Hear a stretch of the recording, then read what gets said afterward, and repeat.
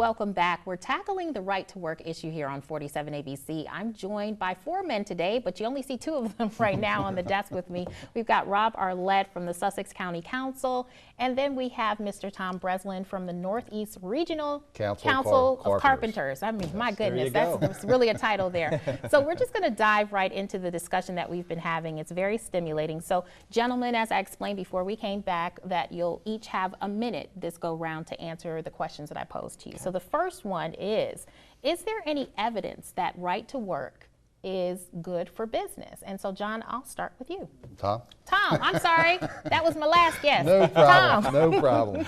So basically, it's all good for business in the sense that, you know, they're able to manipulate labor laws, employees.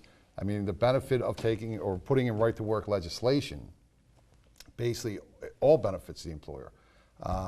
You know, labor has fought long and hard, like I said, since the 19th century to set wages, benefits, conditions that were negotiated with businesses.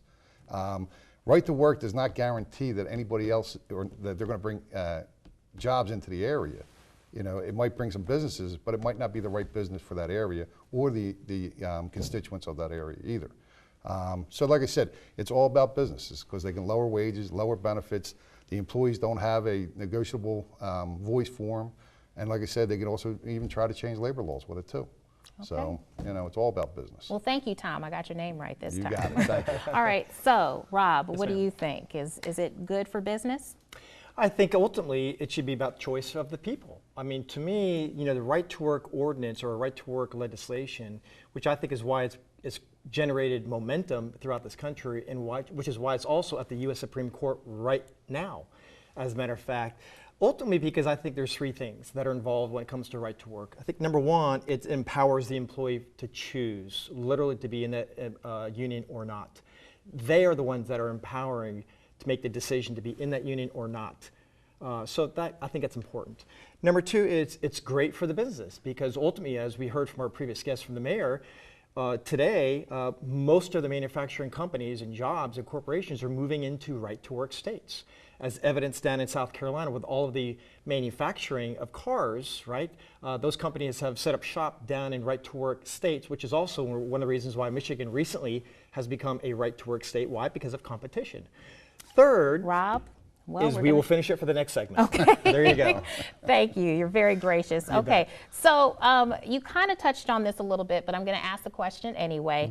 Mm-hmm. Can you provide an example of where or how right to work is benefiting the communities that have adopted it or not? Because I know that you're not on the side of right to work. Well, yeah. I mean, I can give you the other points of views on it. Okay. I mean, as Rob just stipulated there, that, you know, look at the auto manufacturers going down south.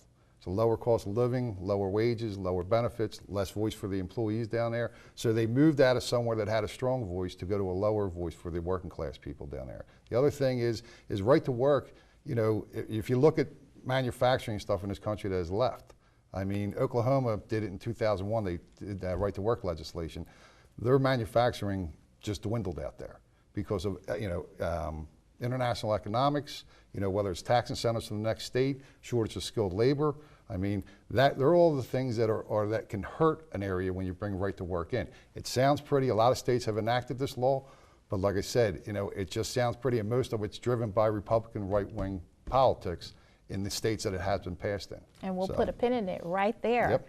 It's your turn, Rob. Sure. I would not consider myself a right-wing fanatic. I'm just a person who cares for families and wants to have them have opportunities to provide for their families. Because again, I'm supportive of unions, but if there's no companies coming, $30 per hour by a union times 0 jobs that are coming is still 0. So I agree with unions. I do, but that's not the point. The point of the matter is what we have to do to attract new industries.